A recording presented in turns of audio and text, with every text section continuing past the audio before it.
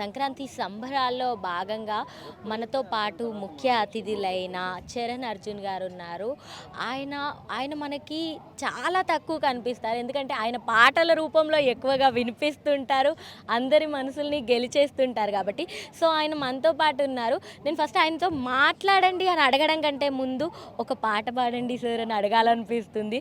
So దాంతోనే start చేస్తాను. Please ఒక పాట పాడండి సార్ మాకోసం. మీరే అడగండి ఏం పాట పాడాలో.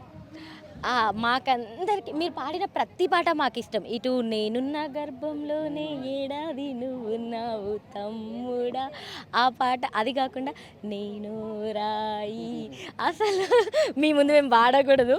ఓ, మీరు మాకోసం ఏ పాట పాడినా మేము హ్యాపీగా రిసీవ్ చేసుకుంటాం అనమాట. So please.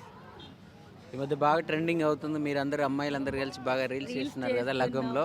ఇంతేనేమో ఇంతేనేమో ఇంతవరకేనేమో ఈ ఇంట్లో నా కదా, అంతేనేమో అంతేనేమో అంతులేని వేదనేమో ఆడపిల్లవు కదా. ఇలాంటి ఇలాంటి పాటలన్నీ పాడి మమ్మల్ని ఏడిపిస్తున్నారు సార్ మీరు. అసలు మా మనసుల్ని ఇలా మెస్మరైజ్ చేస్తున్నారన్నమాట. నిజంగా నాకు ఇప్పుడే తెలిసిన విషయం ఏంటంటే దుబ్బాక ఎంపీ గారు రఘునందన్ రావు గారి గురించి కూడా మీరు పాట పాడారని తెలిసింది. సో అదే రాశారని తెలిసింది. సో ఎప్పుడు రాశారు, ఏ టైంలో రాశారు? నేను 2 రాష్ట్రాల్లో టాప్లో ఉండే లీడర్స్ అందరికీ ఆల్మోస్ట్ నల్గొండ గద్దరన్న పాడుతూ ఉంటాడు, నేను చేస్తుంటాను. రేవంత్ రెడ్డి గారైనా, కేసీఆర్ గారైనా, చంద్రబాబు నాయుడు గారైనా, రఘునందన్ అన్న అయినా. సో అది అలా కుదురుతుంది అంతే. అలా కుదిరేస్తుంది అంటారు. కానీ మీ పాటలకి నిజంగానే ఇక్కడ ప్రతి ఒక్కరు, అంటే ఇక్కడికి వచ్చిన చిన్న వాళ్ళ నుంచి పెద్ద వాళ్ళ వరకు మీ పాటలకి కనెక్ట్ అయిపోతారనమాట. ఇప్పుడు ఈ జనరేషన్లో వచ్చే సాంగ్స్కి చాలామంది ఏంటంటే సినిమాస్లో కానీ ఇలాంటి సాంగ్స్ వస్తుంటాయి కదా, అలాంటి వాటికంటే ప్రైవేట్ సాంగ్స్కి ఎక్కువ కనెక్ట్ అవుతుంటారు. అందులో ఇలాంటి ఎమోషనల్ సాంగ్స్ ఉంటాయి కదా, హార్ట్ టచింగ్ సాంగ్స్, కొంచెం పేరెంట్స్కి డాటర్స్కి దగ్గరగా, అటు బ్రదర్స్కి సిస్టర్స్కి దగ్గరగా బాండింగ్ని పెంచుతూ. సో మీ అప్కమింగ్ ప్రాజెక్ట్స్ ఏంటి? మేము ఇంకా మిమ్మల్ని ఎలా చూడబోతున్నాం, ఎలా వినబోతున్నాము, ఎలా రాబోతున్నారు మా ముందుకి? నేను అంటే లాస్ట్ కరోనా టైంలో అంతా కొంచెం ఇండిపెండెంట్ మ్యూజిక్ మీద, మీరు అన్నట్టు హ్యూమన్ రిలేషన్స్ మీద ఎక్కువ పాటలు చేశాను. లాస్ట్ 2 years నుంచి బాగా మూవీస్లో బిజీ అయిపోయాను. కేసీఆర్ కానీ, లగ్గం కానీ, విమానం కానీ, ఇవన్నీ బ్యాక్ టు బ్యాక్ వచ్చాయి, మీరు విన్నారు. ఇప్పుడు గరివిడి లక్ష్మి అని ఒక పాటల ఫోక్ సింగర్ బయోపిక్ చేస్తున్నారు పీపుల్ మీడియా వాళ్ళు. ఆ సినిమాకి నేనే మ్యూజిక్ చేస్తున్నాను. సో అది కొంచెం దాని మీద ఇప్పుడు ఎక్కువ ఫోకస్ ఉంది, ఎందుకంటే అందులో ఒకటి 23 సాంగ్స్ ఉంటాయి. సో 23 సాంగ్స్ అన్నీ మీరేనా సార్? మ్యూజిక్ డైరెక్టర్ నేను ఆ సినిమా మొత్తం. సో ఆ సినిమాలో ఎక్కువ ఉన్నాను కాబట్టి ప్రైవేట్ సాంగ్స్ కూడా చేయలేకపోతున్నాం. బట్ ఈ సంక్రాంతికి ఓ అద్భుతమైన పాట విహా సింగర్గా ఓ మంచి పాట రాబోతోంది, మీరందరూ చూస్తారు. సో అదేమైనా మాకు కొంచెం వినే భాగ్యం ఏమైనా కలుగుతుందంటారా ఇప్పుడు వీహా గారితో? సో సింగర్ వీహా గారు కూడా ఉన్నారు, ఆవిడతో కూడా మాట్లాడే ప్రయత్నం చేద్దాము. ముందుగా మీ ఇద్దరికి కూడా అడ్వాన్స్డ్ సంక్రాంతి శుభాకాంక్షలు అండి. థ్యాంక్ యూ అండి, మీకు కూడా హ్యాపీ సంక్రాంతి.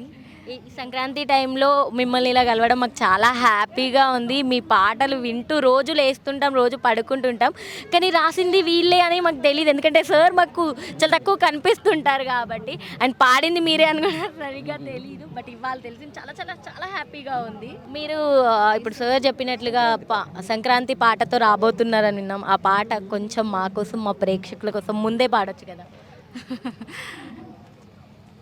తెల్లారే సెల్ల నువ్వు లేవే, సేను సెలకలకు పూలు గోయపోవే, మళ్ళా సంక్రాంతి పండగొచ్చినాదే, తొలి సంబరదాన ఈనాడే, పట్టు చీరల జోరు, పట్టు కాముడి హోరు, పడుసోళ్ళంతా చేరినారు సెంటరు, డప్పు డోలు దరువుల్లరెలా దూల సింధులో, కోలో కోలో కోలమ్మ కోలో, కోడలారావే కోలాటం మాడాలో.